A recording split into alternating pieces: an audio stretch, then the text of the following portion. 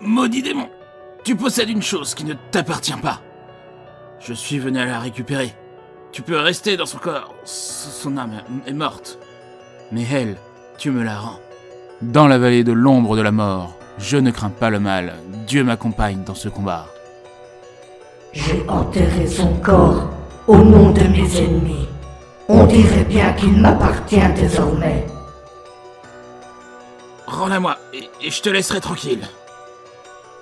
Tu sais bien que ce n'est pas seulement la fille que je veux. Ouvre-toi à moi. Ouvre-toi aux ténèbres. Jamais. Jamais je ferai ça. Plutôt mourir. Tu pensais vraiment m'attirer dans un piège?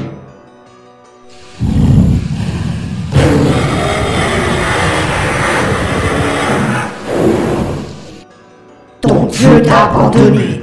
Entends-tu, misérable vermine? Écoute-moi bien.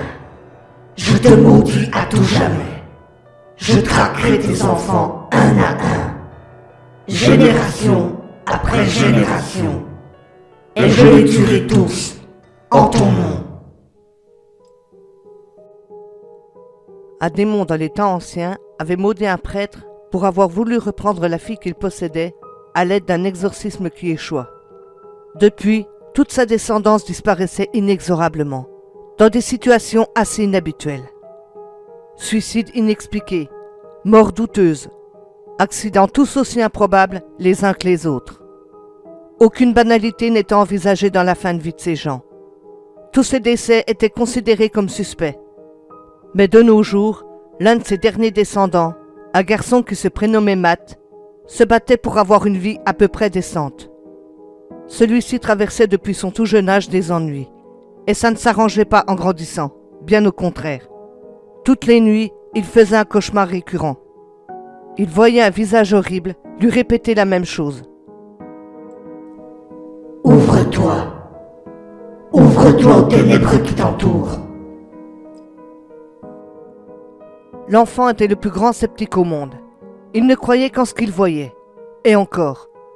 Il allait toujours favoriser une explication rationnelle, même dans une situation complètement irrationnelle. Au moment de trouver un appartement avec sa copine, il tomba sur une vieille maison, dans laquelle des événements inexplicables allaient se produire. Matt expliqua ceci sur le fait que la demeure avait plus de 200 ans. Pensant que la maison était trop ancienne, il décida de déménager. Malheureusement, les phénomènes continuaient dans la nouvelle maison. Plusieurs déménagements successifs ont eu lieu, mais à chaque fois, les manifestations étaient toujours présentes. Matt trouvait toujours une explication, même si elle n'était pas convaincante aux yeux de tous. Pour peu qu'elle lui convenait, ça lui suffisait. Il avait beau déménager, mais le démon était toujours présent et le traquait sans cesse. Même s'il était complètement sceptique, à un moment donné, il se rendait à l'évidence que la situation n'était pas normale. Prenant enfin compte de l'avis de son entourage, il commença à envisager que l'impensable existait, mais gardait toujours en tête un morceau de rationalité. Comprendre que votre résidence était hantée par un puissant démon est déjà terrifiant, mais déménager plusieurs fois avec l'espoir d'en être débarrassé pour constater qu'il vous suivait partout était un véritable cauchemar. Si on ajoute une maladie chronique à l'équation, la vie devenait un combat de tous les instants. Car oui, Matt était atteint d'une maladie. Même les médecins ne comprenaient pas ce qu'il se passait, car absolument rien n'expliquait son état de santé qui se dégradait au fur et à mesure que le temps passait.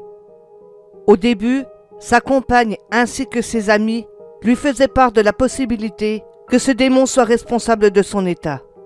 Malgré tout, le doute persistait dans son esprit. Matt avait vécu bien des phénomènes paranormaux. Bruits inusités, portes qui s'ouvrent et se ferment toutes seules, murmures, lumière qui vacille, déplacement d'objets, coups sur les murs, bref, le panel au grand complet. Mais un soir, alors qu'il entrait dans la cuisine, il allait faire face à une scène complètement surréaliste. Le frigidaire lévitait à 15 cm du sol. Ce fut à ce moment-là que son scepticisme l'avait définitivement quitté. Il a fallu des années à Matt pour enfin admettre que le paranormal existait, mais pire encore, qu'il faisait partie de sa vie. même si sa demeure était magnifique. Elle n'en restait pas moins terrifiante.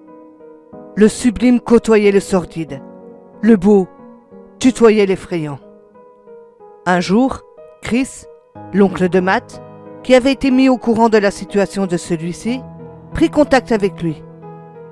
Car Chris était fasciné par le paranormal. Il avait fait un arbre généalogique de la famille. Puis, avec des recherches beaucoup plus poussées, avait découvert la malédiction jetée par le démon.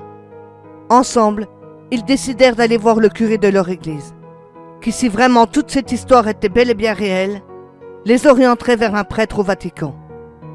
Une fois sur place à Rome, le prêtre alla consulter les archives, pour s'apercevoir avec horreur que les deux hommes disaient vrai, et que la malédiction apparaissait véridique. Matt fut immédiatement baptisé, et reçut aussi l'absolution sacramentelle, pour le salut de son âme. Mais malheureusement, rien d'autre ne pouvait être fait pour contrer celle-ci. Finalement, au bout de quelque temps, les phénomènes sont devenus très apparents, presque ostentatoires. Le démon ne cachait même plus sa présence. Tous les jours, il se produisait quelque chose, et que cela fût de jour comme de nuit. Mais une fois le démon rassasié des peurs et des problèmes apportés à Matt, celui-ci décida d'accomplir la malédiction. Il voulait maintenant tuer Matt, le dernier fils de cette descendance maudite. Un jour, alors que l'homme se trouvait dans son salon, il entendit la foudre tomber juste sur l'arbre, devant la pièce où il était. Quand Matt regarda par la fenêtre, il constata que l'arbre en bas de celle-ci était cassé de manière assez bizarre. En effet, il était en forme de pointe. Tout à coup, Matt sentit une force s'emparer de lui, pour le jeter par la fenêtre, de manière à ce qu'il s'empale sur la branche. Il eut beau se débattre comme il put, mais rien n'y fit, malheureusement. Le démon le défenestra sans la moindre pitié. Le pauvre homme fut retrouvé sur cette fameuse branche, qui maintenant dégoulinait de son sang. Et ce fut sous ces circonstances tragiques que prit fin cette horrible et macabre malédiction. Des histoires de maisons hantées, on en a tous entendu. Une photo encadrée qui tombe d'un mur, un courant d'air dans une pièce, où toutes les fenêtres sont pourtant fermées, ou des voix qui murmurent la nuit. Et même le plus sceptique des sceptiques hésitera avant d'ouvrir la porte d'un placard où il croit entendre des bruits. Pourquoi ? Parce qu'on ne sait jamais.